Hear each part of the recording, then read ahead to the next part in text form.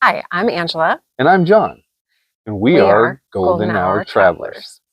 We're coming to you today to explain to you who we are and what we're about and what you can expect from our channel. So, starting out with our why we're doing this.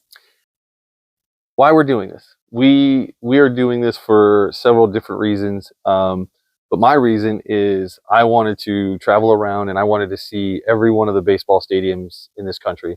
I am a huge baseball fan, and so I've always loved baseball ever since I was a kid.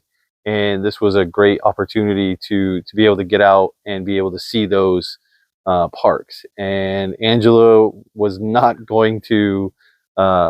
She was not going to take every vacation that we had and spend a whole week getting to a baseball park or two and then going back and then going right back to work. And so this was my why of coming out on the road, was to be able to see every ballpark. And Angela's why? Well, my why is a little bigger. I've wanted to do this since I was 3 years old. My grandparents' neighbors had a Winnebago and they traveled all over the country, and I fell in love with that green shag carpet and avocado green and the goldenrod colors of the Winnebago and 70s. the traveling, the 70s. And I wanted to do that. I wanted to go and see things. And I love the fact that by doing that, you have your own bed to go and sleep in every night. And you're not worried about what the hotel room is going to look like or smell like. And so John, when I met him, wanted absolutely zero part of camping.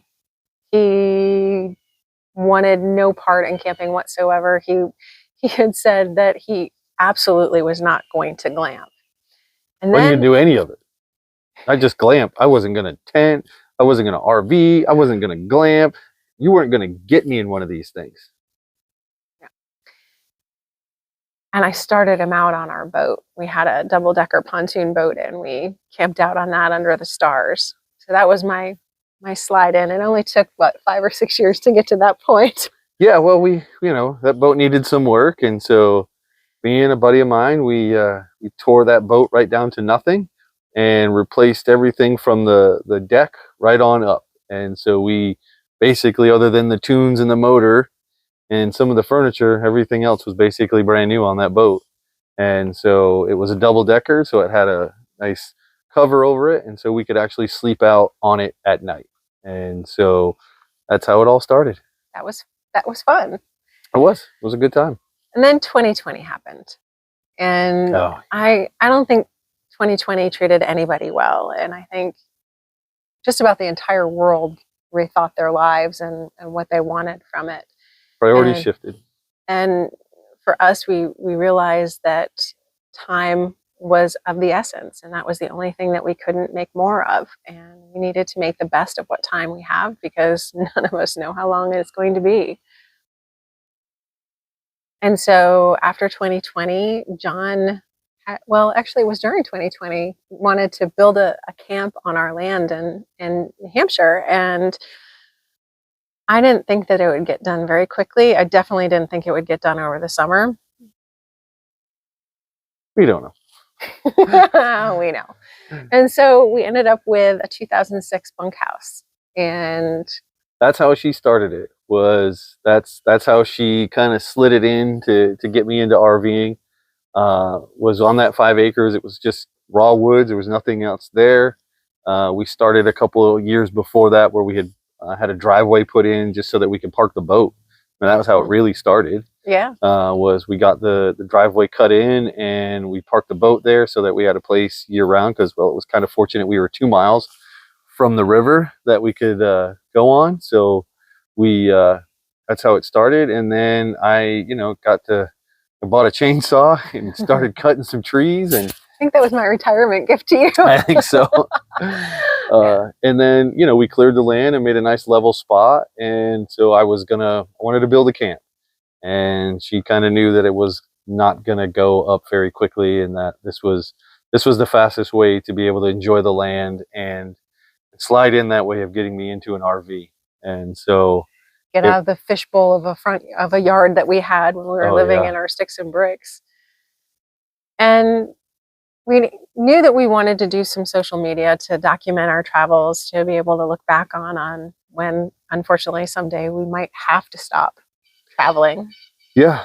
And so we went from that travel trailer that was just sitting on the land, which we still own. It's still sitting there, to our brand new KZ fifth wheel. And this is what we've been traveling around with ever since. So we've been doing it for the last 2 years. So she converted me. She got me out of my comfort zone, and from the no way I'm not ever going to do this to now I'm a registered RV tech and a certified inspector. Come a long way, baby. Yeah, it's a long way.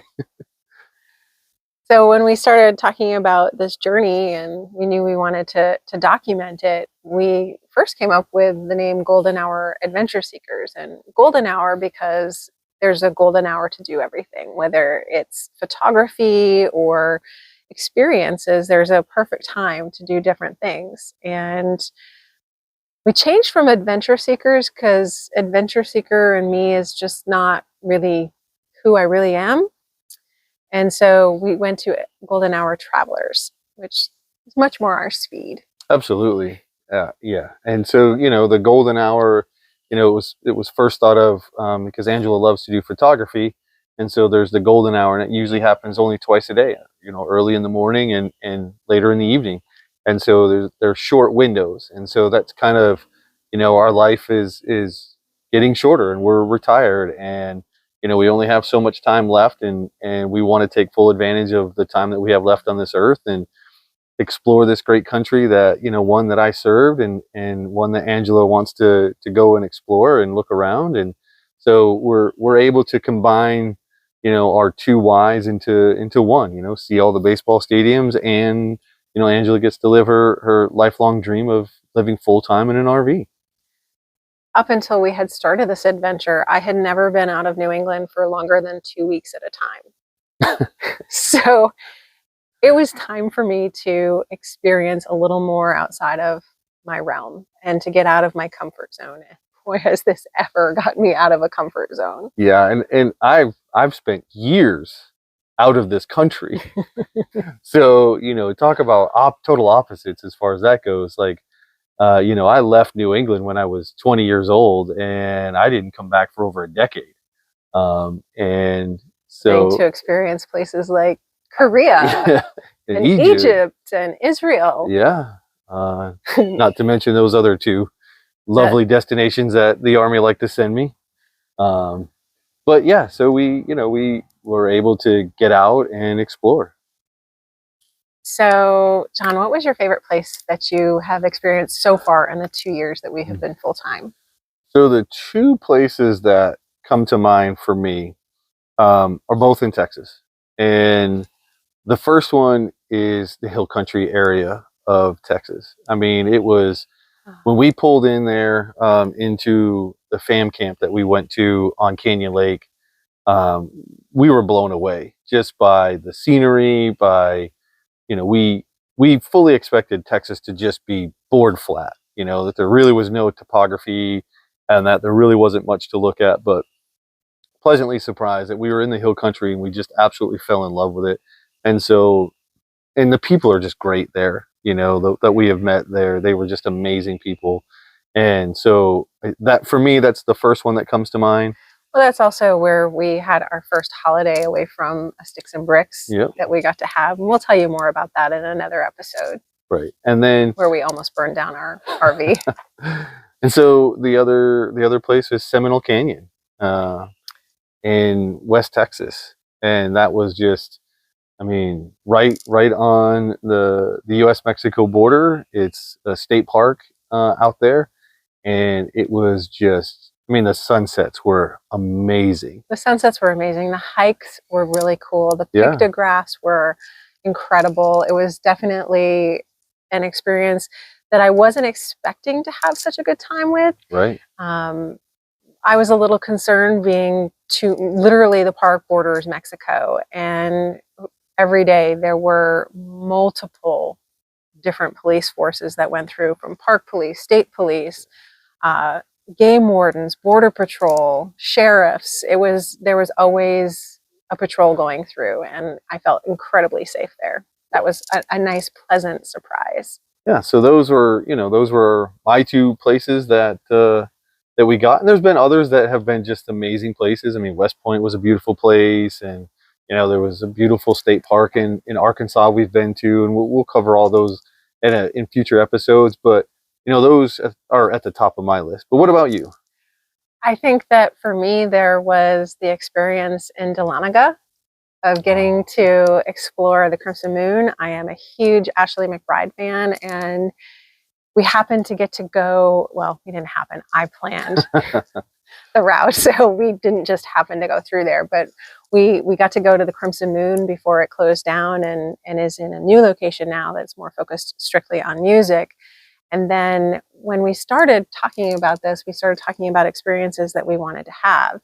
And one of them was, I wanted to be there when Ashley McBryde was inducted into the Grand Ole Opry. And it was a when in my mind. I knew it was going to happen. And we were working in the oil field at the time, and poor John he was working overnight, so he was sleeping, and he woke up and I had found out there were tickets available. So he had to drag himself out of the sleep coma he was in and said yes.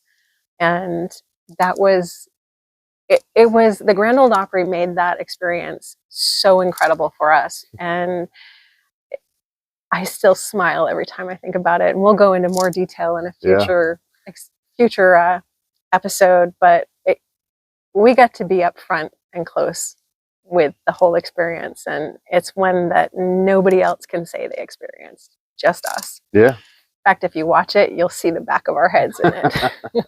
Yes, we were definitely very close, for sure, when it happened. Yes. It was an experience. So we can't wait to go into that one in a future episode. Absolutely. So what you can expect from our channel will be things from travel tips to RV cooking tips, gadgets, campground reviews, and RV tours. So, probably a mix of a little bit of everything in there. But we're going to do, when it comes to RV tours, we're going to do them a little different. And you'll see, but kind of what we mean is, going off of Angela's experience and my experiences, with her doing real estate, she will kind of guide you and walk you through an RV. And then being a registered technician and an RV inspector, I'll be able to have a different look on it as well, and a different eye, and point out different things that may or may not matter to you, but at least you're aware of them. And so, these just aren't going to be tours of, opening and closing drawers and cabinets and, this and that. We're going to point some things out as well, so that it's going to be a little bit more comprehensive is kind of our idea. And same thing when it comes to the gadgets too. We actually met a couple at the Austin RV show that we ended up talking out of a rig because they had thought this huge big bathroom would be wonderful living full time. And we started having a conversation about how much time do you really spend in the bathroom, and this is so much space. And our RV is about 380 square feet, and I personally don't want to take up any more than I have to in the bathroom, because that's the room that we spend the least amount of time in. And so they didn't end up buying that one. No, and we have two sinks, and our second sink just literally just fills with stuff. We don't really even use it because it's just not in a convenient place. And so our bathroom literally could be a little bit smaller, and we would be happy with it, because I'd much rather have a bigger bedroom. A bigger bedroom, or a place to put a washer and dryer that isn't inside of a closet. But we'll cover that in different tours that we're going to do. We'll show you the tour that we did when we first bought it, and we intend on doing a tour of how we actually like it now that we're living in it, and pluses and minuses. There's a lot of great pluses, and there's a few minuses too. Yes. So our tagline is "Look for the good, it's everywhere." And I started that probably about a decade ago, where there was just a really negative feed going on my social media. And it's easy to get caught up into a negative cycle. And so I purposely was looking for good things. And if you look for good things, then you find them. Yeah, it's kind of like, if you get a new vehicle or you get a new pet, and all of a sudden that's all you can see everywhere, is you can see that same vehicle or that same dog everywhere you turn. And so this is kind of like a more conscious effort to actually seek out the good things that are out there in this world, and to try and just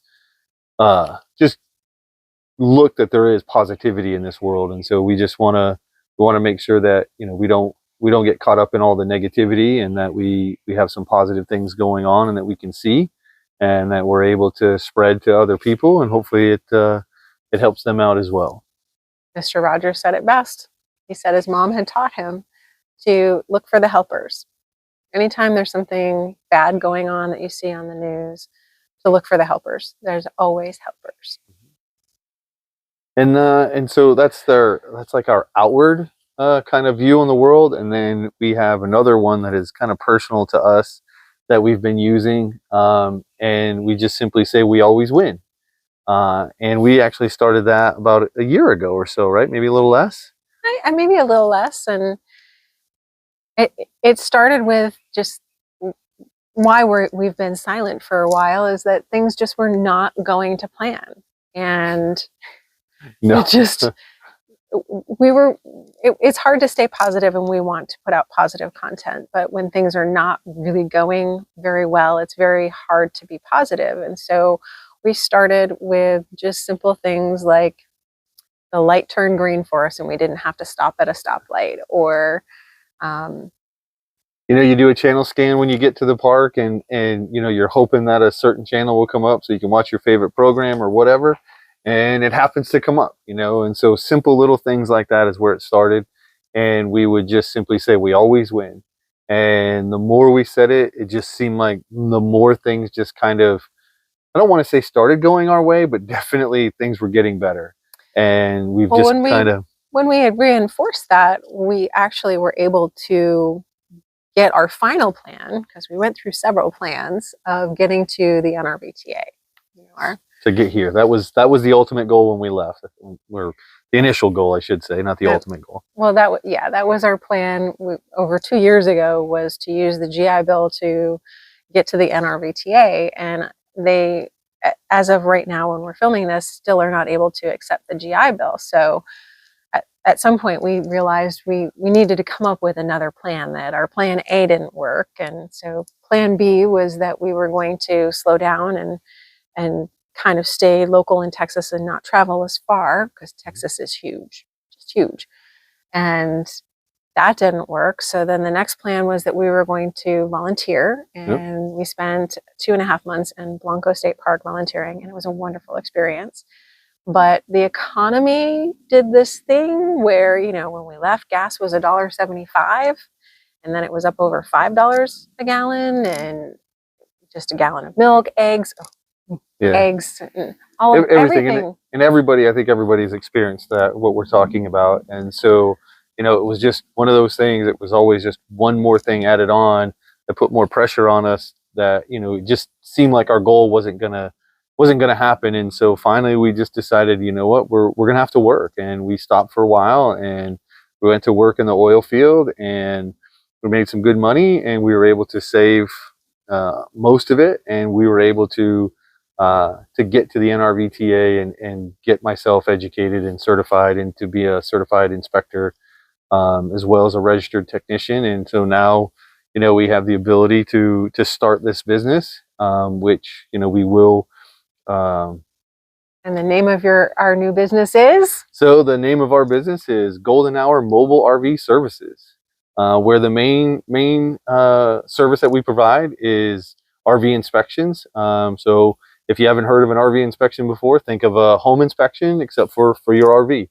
And if you think about it, it makes a lot of sense, because you wouldn't buy a house without having a home inspection done to know what you have. And so if you're going to spend equivalent money, or close to that, or even more in some cases, On an RV, I mean, it just makes sense that you would want to have an RV inspection so that you would know what you would have, to include even brand new ones. You know, nothing is perfect that comes off the line, and They're built by so humans. yeah, I've sold $1 million properties that were brand new that had issues because, well, they're built by humans, and humans are, people make mistakes, and yeah, that's just, so that's the main part. But we're also, one of the other services that we offer is, the basic maintenance that you should be doing on your RV that a lot of people don't know or just haven't been doing. And so that's where you can hire somebody like me, and I can come and redo all of your sealants, or clean your ACs, clean your furnaces, your hot water heaters, or sorry, your water heaters, not hot water heaters. uh, Clean your water heaters, and other things like that. And so that's going to be the main focus of our business, and that's what we're going to be doing as we travel around. And where you can find us is, if you go to nrvia.org, you can do a search for an RV inspector.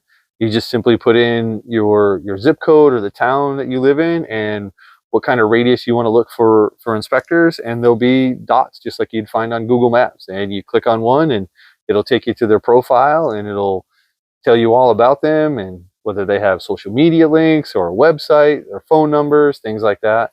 And if you're looking for a technician because maybe you need your air conditioner to be replaced, not just cleaned, you can go to the nrvtaa.org, and you can look for certified and registered technicians there who can help you out fixing just about anything that you have. And we are everywhere. And so it's just, we are a phone call away. You just have to know where to look.